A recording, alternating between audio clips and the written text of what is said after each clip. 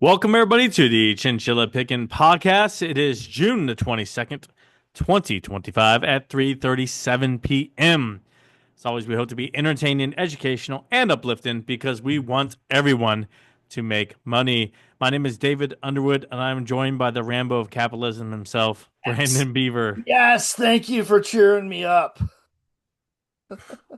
I just did that. I knew you were feeling a little down. I thought, let me get a smile on his face here. It's just been negative news for the past day, and I'm not taking sides on this. Not what we're about. We're not taking sides politically about what just happened last night. But I was telling Dave, I was like, I'm mostly mad because I have to pay attention to politics now.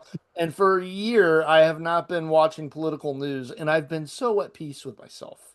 It is people who watch it daily, just news, any kind of news daily, tend to be less happy in general Yeah, versus yeah, because less happier. I forget how to word out the terminology, but uh, less happy than other people who don't. it's anxiety inducing, right? Yeah, I don't. The only thing I watch is CNBC or Bloomberg, stock news, and if it starts getting too political, I just turn it off because I don't need that in my life. See, I mean, for Um, me, like it's going to affect markets in ways that mostly for me, it's going to make buying opportunities, right? But I've got friends and in family. low places. I've got friends and family with relatives in both countries that are still Okay. there. So, for my friend, actually, it's friends with relatives in Iran and then family with relatives in Israel. So it is for me, I'm watching it and I'm like, oh man, I hate that Right. this is how we solve our problems as a globe. Yeah. But Well, we're going to eventually get into. Other than that, there is a heat wave going across the United States right now, and it's heading very high. It's a mid to upper 90s everywhere across the United States. Brandon, what does that mean for the energy sector? What does that mean for if there was no other news right now other than earnings reports or this heat wave? How would people be trading a heat wave, or would you well, even trade a heat wave? generally in the summer, gas prices go up because people take those vacations out to the beach. But I don't know the heat wave. What would you say about trade? Because I don't normally trade commodities. Right? So it's not a commodity type deal. Usually, oil trades typically on a typical year, a non-war year. They will typically trade based off of travel. Travel and leisure Yeah. really dictates a lot of it. Business, how much shipping are we doing versus usual? The heat really doesn't have much to it.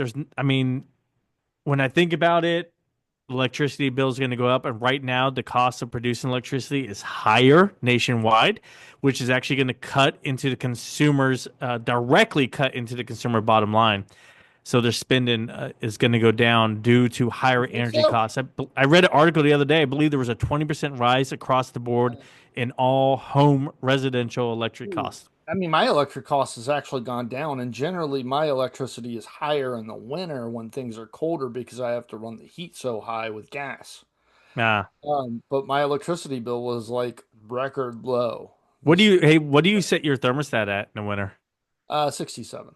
67 all year is where Oh, we're at. really? I Yeah. set mine at 65 in the winter.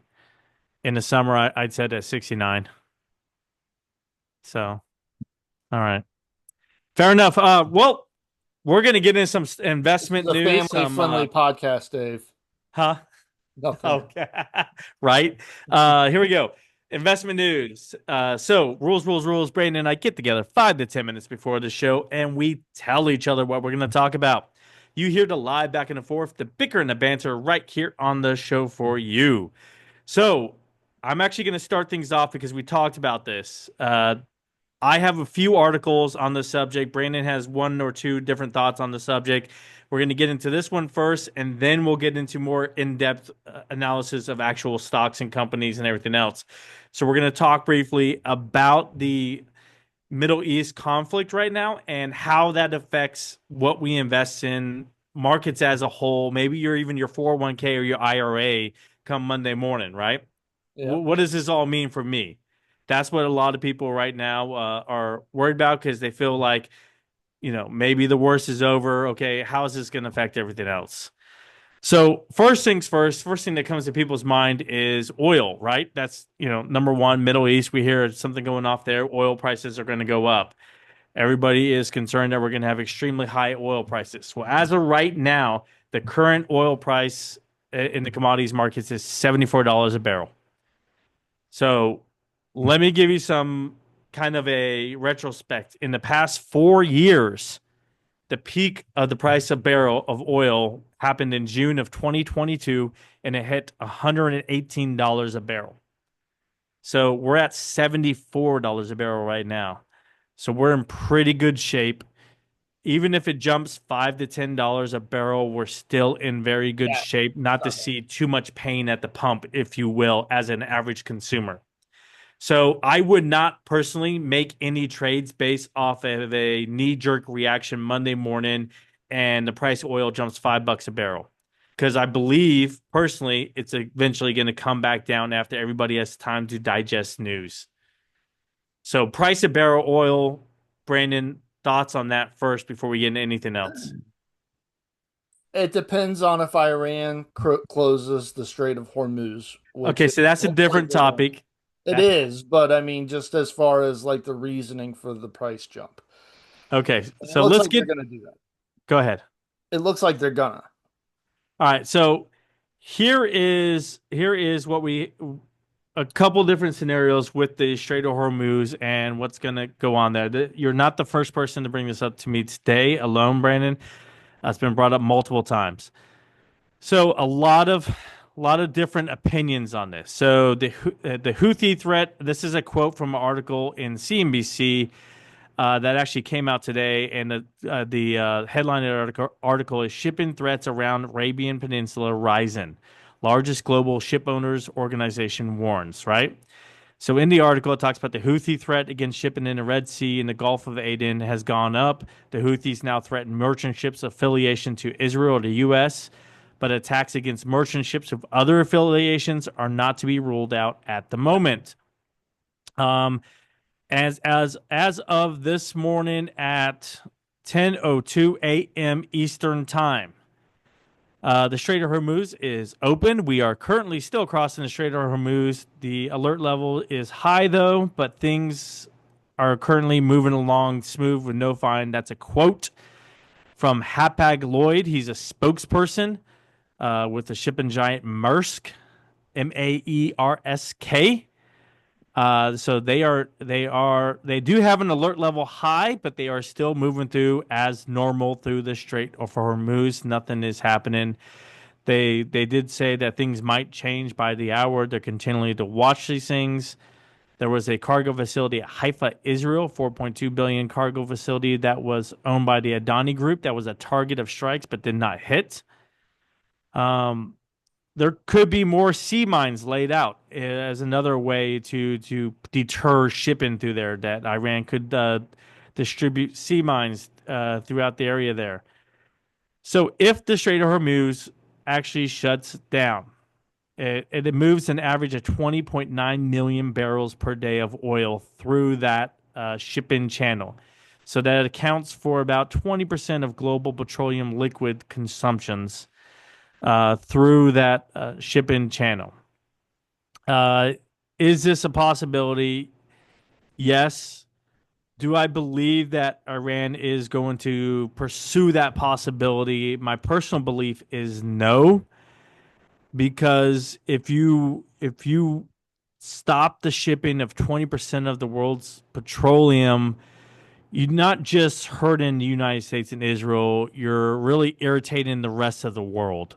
Yeah, that's And true. you don't want to do that because if people are undecided about where to vote, not vote on, let's say, a UN security panel or a UN vote, and they're kind of undecided, and you shut down the Strait of Hormuz, I think they now know where they're voting. And Yeah, I mean, we'll see if it's just a threat. They said this morning that they're moving to do it right now, but we'll see if it's a threat. If they do, so then I mean, you've got ExxonMobil, Chevron, Valero Energy, Marathon Petroleum. The stocks are going to go up. so here's the thing. I'm not betting on that. I would not. by these oil companies, expecting the price of oil to go up and the oil companies to go up in regards. I do not believe Iran is going to shut down the Strait of Hormuz. If they do, I do not believe it will be for very long, and here's why. And I'm looking at this straight from an investment perspective. Iran has no control over its air skies right now. Their fighter jets have been completely decimated. They still have some, but they've been decimated. Their surface to air missiles has been cut in half. As far as their known ballistic missiles, they have shot half of them already. So that means half them are depleted just by shooting them. And Israel has claimed they have shot up a big portion of the rest of them. So as far as Iran's actual firepower, it's negligible. The Navy does have the power to shut it down, but for how long before a U.S. carrier group can go in Yeah, there and relieve it? yeah. And And I, without any surface-to-air missiles, without any fighter jets to back up the Iran's Navy, it's not going to hold. yeah, and I would warn against chasing the dragon anyways, because Monday morning the worst is probably going to get priced in, and these stocks are probably going to gap up anyways. At 6 a.m. in the morning Eastern time, before anybody retail trader has a Right. chance to buy. Because of all of the limit orders that are being placed right now by the whales, most likely. Well, I mean, we'll see Yeah, how the futures look at 8 p.m. tonight, I think it is Eastern when they open up. right. But yeah, that it's probably already going to get priced in like that And tomorrow. with the Genius Act passing the Senate, and it's probably going to pass the House with some additives put in there to combine the two bills. I believe, Brandon, that we are one step closer to 24/7 actual trading, um, using stable coins as the basis for the 24/7 for moving U.S. currency, fiat Yeah, currency back and yeah, forth probably. quickly. Do you think that's going to Yeah. happen in the stock market too? Yes. I I don't know mean, if I like that anymore. crypto is 24/7 already, but I believe that because using stable coins, and the fact that funds can settle immediately within seconds or minutes worldwide, bank to bank, however you want to do it, using stable coins to move fiat currency, then that can make stock trading Yeah. 24/7. Well, see, the thing for me is that like I've gotten to the point where I like my breaks. And I like to take that second. And honestly, like Saturdays and Sundays, when the market noise is almost gone, that's where I do most of my research. So kind of like that, but I could adjust if it happens that way. I could You adjust. could still take your 2 days. You Yeah, don't you need to could. change that. You just Yeah, don't have to trade. It's there's no rule saying, okay, cryptos are available for trading on Saturday. I got to trade. No, you don't. yeah, and Take it's some. It's having balance in life. I can't just be 24/7 stocks and investments. right, I miss right. some things. Like I missed the IPO Circle Internet Group. Okay, I'm doing financially fine. I'm not hurting because of that. But do I wish I would have caught that? Yeah. Am I going to catch every news that comes through the wire? Am I going to catch every IPO, every merger? Yeah, No, you're and not. and because what me and you talked about prior to this, all the money that I put into the brokerage account in April, I'm managing a much larger portfolio now than I was just even 3 months ago. And it is kind of taking a lot of intensive research, but I like this.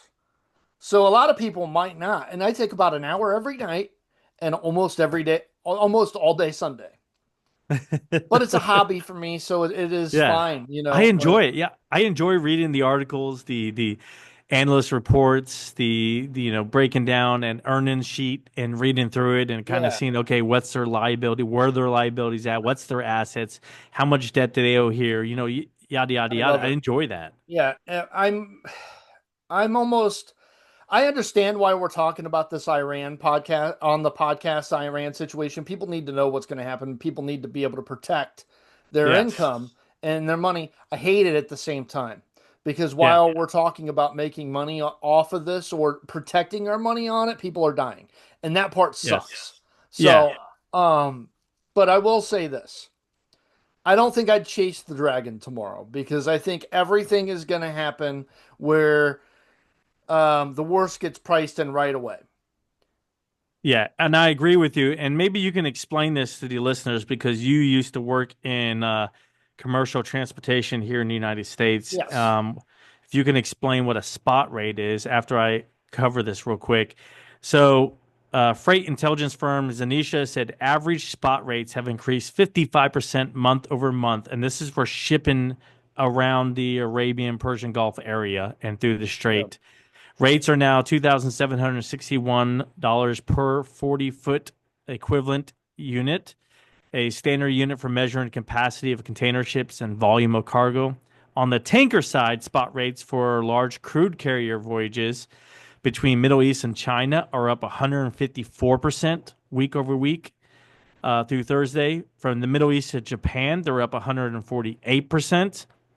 And Middle East, and that's for long range tankers. And Middle East to Japan, very large gas carrier rates, so liquid gas, are up 33% on spot rates. So, Yeah, what's a spot rate? What does that mean? spot rate is a negotiated rate between a freight broker and a carrier, or a carrier and a customer if they're going directly to the carrier. And it's kind of an average of what those rates are looking like across the board. There's different websites that keep track of those things. So they could show you what you're expected to have to pay for your shipment versus what people are trying to pay for them and things like that. So it's almost like a stock market. There's a bid and an ask almost on it, kind of, and then there's Nice. an in between. So you can kind of see where things are going with that. Um, on your overseas over air shipments in particular are probably going to be what's affected by this. I also think that gold's going to go up tomorrow. I almost sold Newmont last week because I've got a decent gain on it. I'm glad I didn't. I might sell it this week because I I think tell you Newmont's what, going to go. I bought I bought a gold coin a couple years back, and I'm doing well just on that solid gold coin I have. The price of gold has gone up. I have a lot of silver. I got You some know what you gold. should do? You should take it and just like flick it in the air like Scrooge McDuck.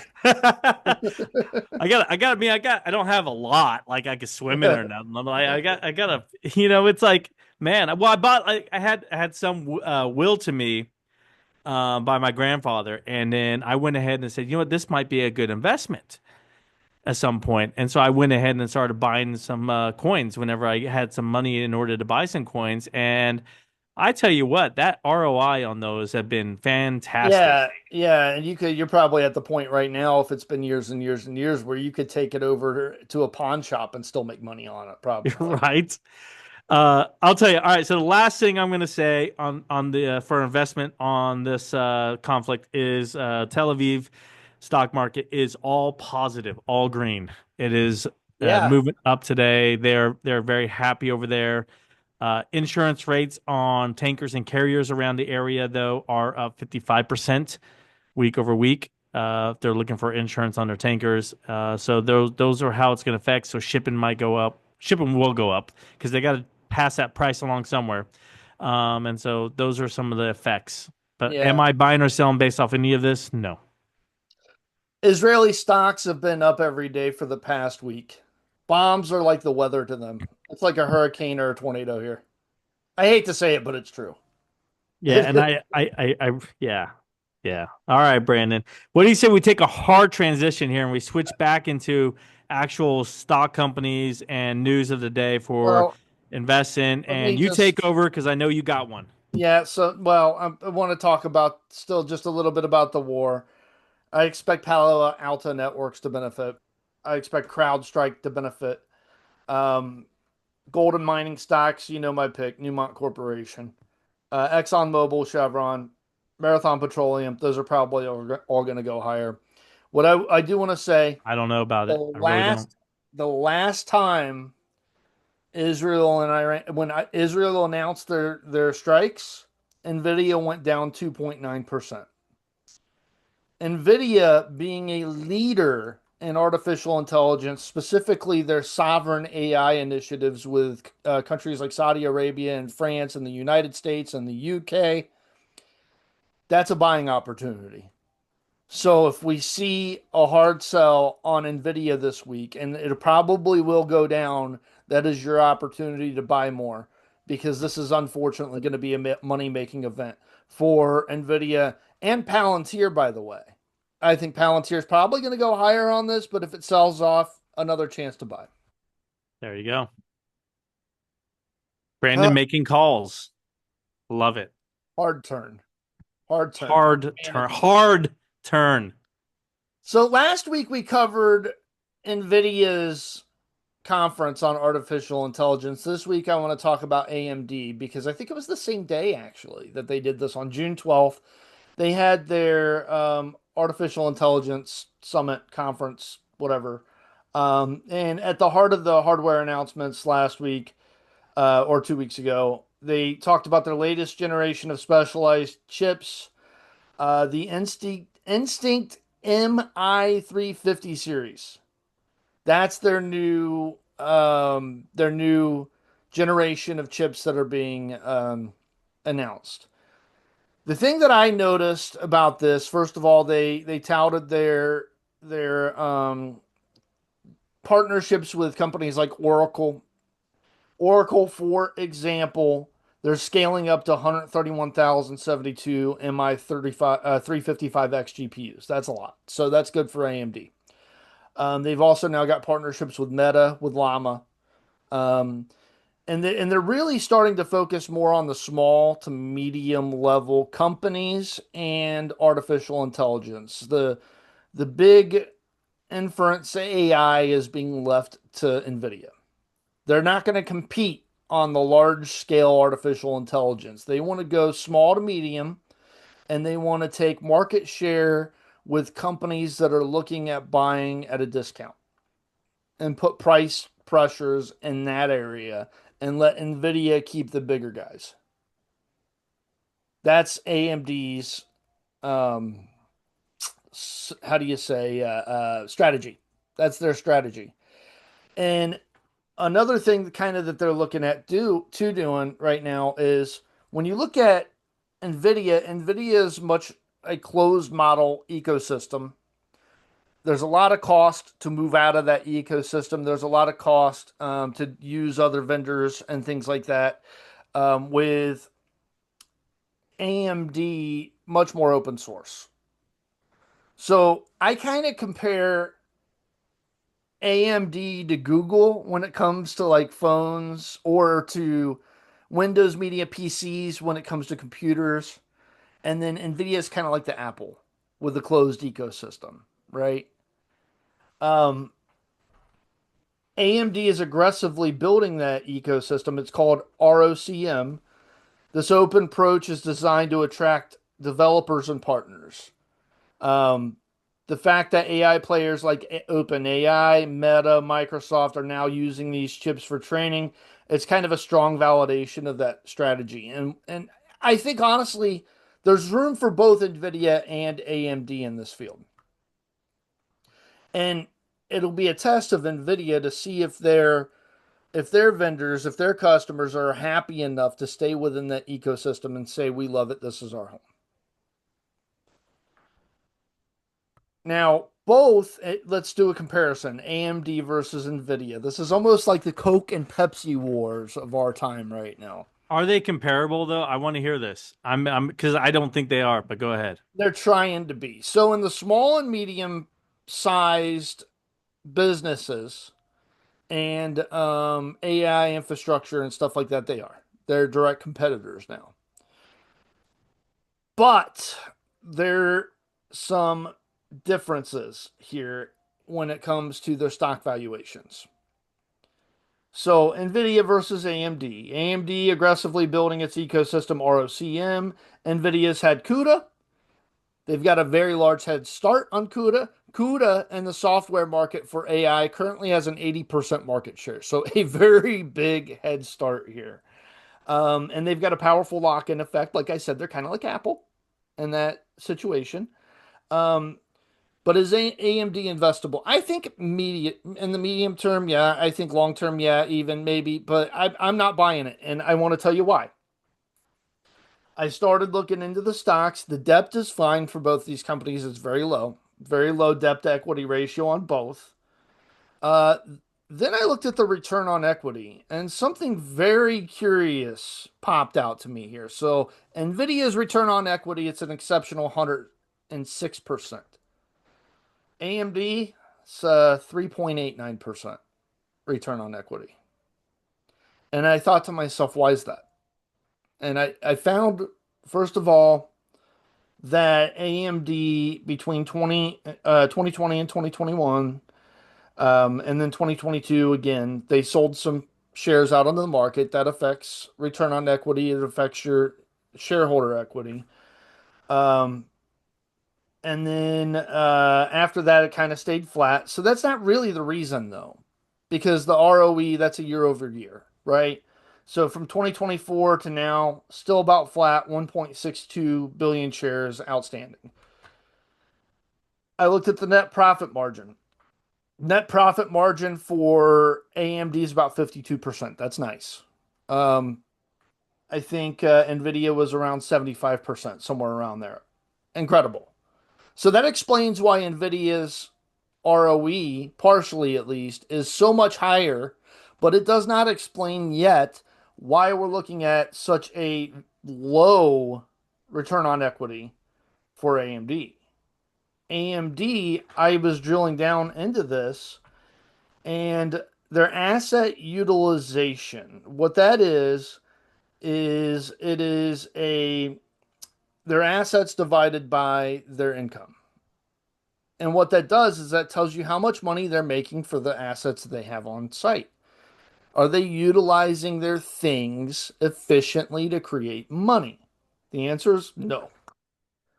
So, Nvidia's asset turnover is 1.44. That's vastly superior to AMD's ratio of 0.39. What this does is this indicates that Nvidia is generating significantly more revenue for every dollar of assets it employs. This reflects greater operational efficiency with Nvidia and faster revenue scaling. That's important to maintain a competitive edge. How efficiently are you spending your money? For AMD, it seems like not so much. In the middle of this research, I found out that they sold off their manufacturing. Go ahead, Dave. You talk first. All Say right. something. So I do want to say something here real quick. So this might be some of the reasons why I just read an article this past week and I shared it in our group chat. And some major American CEOs, Jeff Bezos, another one from I believe what wasn't it Shopify, I believe, or some other companies across the United States are telling that they've been cutting jobs due to AI in order to become more efficient. And when people are asking for a higher headcount, they will. This is a direct quote from the article. Sorry, they were saying you need to, and this is what they're telling their employees when they ask for a higher headcount, their department heads. You need to prove to us first that you can't do more with AI in your department before we will even discuss a higher headcount. And as a direct quote from one of these CEOs at these companies nowadays. And so, yes, they recognize they are not being efficient with staffing, with using technology, with becoming more nimble, and so they recognize they need to do that. I think they're going about it in a very harsh manner, but if it, I guess if it works, it works, right? It does. It's unfortunate, but listen, if we're all going to get laid off to AI, you might as well own the stock and make some money off of it. Just saying. that's that's true. That's true. Oh my goodness. One thing that I discovered in my research here in May, they announced that they're selling their assets to Samina. Not all of their assets. It's just the assets utilized to manufacture and make some of the equipment that is used to manufacture the semiconductor chips and things like that. This is actually going to double Samina's earnings over the next 3 years and their revenue. My problem with Samina is that their gross profit margin is 8% and their net profit margin's around 3%. So I have to see increases there before I buy into it. It's got a price to earnings ratio. Forward PE is like 15. I think it's a 15. and trailing PE is like 20, so it's not bad. It's not overvalued by any means, but at the same time, that 3% profit margin, global supply disruptions happen, especially when you have geopolitical wars going on, and that could eat into that very fast. So Yeah, now, it can definitely eat into it very, very, very fast. now Samina provides end-to-end solutions. So what that means is they manufacture these machines, they maintain the machines for their customers, um, from start of life to end of life. And one thing that's going to massively help them with this acquisition, they've also signed a exclusive partnership with AMD. So they're going to be servicing AMD's, machinery, and they're going to be manufacturing the machinery almost exclusively. So that's also good. But I want to see what happens to the profit margin first before I act on this because that's low. Gotcha. Yeah, And I don't yeah. like the return on equity for AMD either. So personally, I'm not buying AMD, but if people wanted to, go in a little bit, tip their toes into it, I'd be fine with it. I don't mind a low profit margin if you have shown a history of consistent, steady, high volume, Yeah, such as Walmart. I'll use that as an example. I think there's close to $7 billion of sales to Samina. So I'm surprised they're not talked about more than what they are. They're a relatively big company. Gotcha. Um, the road, by the way, I want to say this too. The return on equity analysis that I just did is it's called a DuPont analysis. If anybody wants to look it up, that's what analysts usually do when they're looking at a ROE and they're trying to determine why it's so low or why it's so high.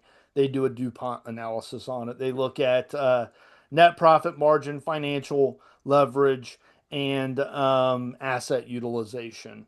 And the depth is good for both these companies. The profit margins for AMD and Nvidia are both great, but it's that asset utilization that's wearing AMD down. It looks like, at least to my eyes. Gotcha. Gotcha. All right. So are you AMD buy, sell, neither You know watching? what? I think if you've got the extra money, if you're already in Nvidia, because Nvidia is the buy.